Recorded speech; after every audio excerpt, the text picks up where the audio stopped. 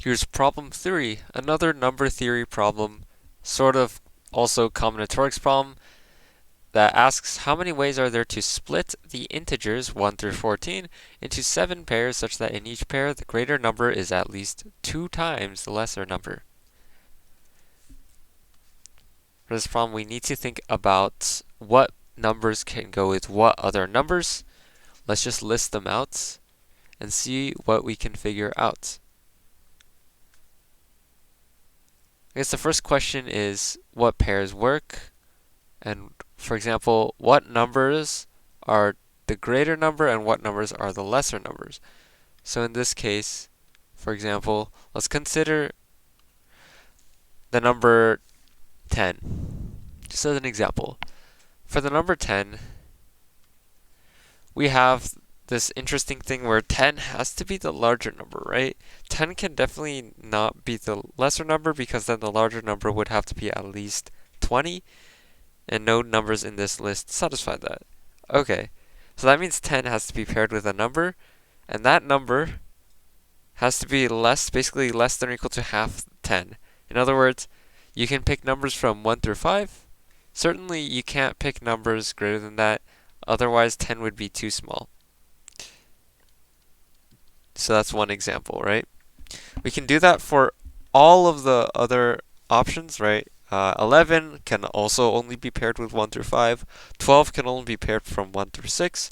13 can be paired from 1 through 6. And 14 can be paired with 1 through 7. And we can do that actually for every number from 8 to 14 because those numbers are indeed forced to be the greater number in the pair, right? 8, well, double 8 is 16, which is too large, so no such numbers exist. Okay, so let's figure out what pairs with what. In particular, think about, for example, wow, okay, if these are the larger numbers, okay, well, there are 3, 4, 5, 6, 7, right? The latter half is the larger part, but that just means that these ones have to be the smaller parts. So for example, the number that goes with 1 is at least 2, 2 goes with at least 4, 3 goes with at least 6, and so on, right? 7 has to go with at least 14. So this last condition actually tells us that 7 does indeed go just with 14 because there are no other choices that are at least 2 times that number, right? So 7 must go with at least 14, so it goes with 14. 6 now must go with 12 or 13, right? 5 has to go with 5 has to go with, I guess, 10 through 13. 4 has to go with 8 through 13. 3 has to go with 6 to 13. Oh, wait. 6 is pretty small, right? So 3 can actually go with any number from 8 to 13, right? So in fact, all the numbers from 4, 3, 2, and 1 can go with any of the numbers. So really, our only question is, what about 6 and 5? Well, for 6, we can pick 12 or 13. And then for 5, well, there's 4 numbers that it can be.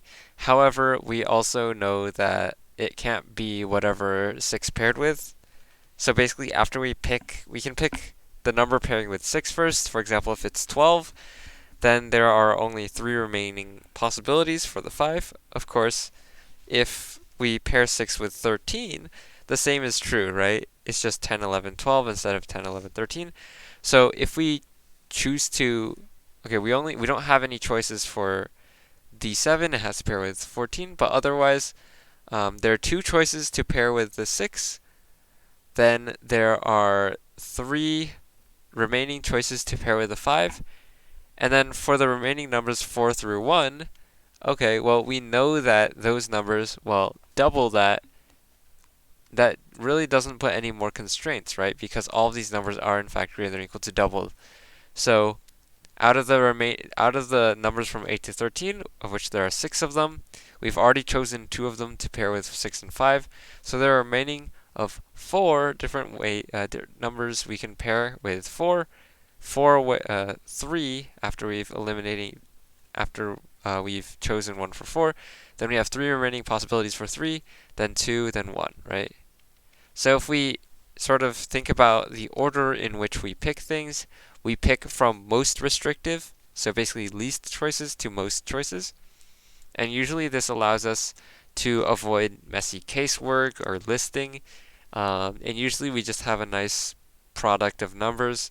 In this case, that gives us a total of 2 times 3 times 4 times 3 times 2 times 1. Well, we know this is 24, so it's just 6 times 24, or 144, for a final answer of E.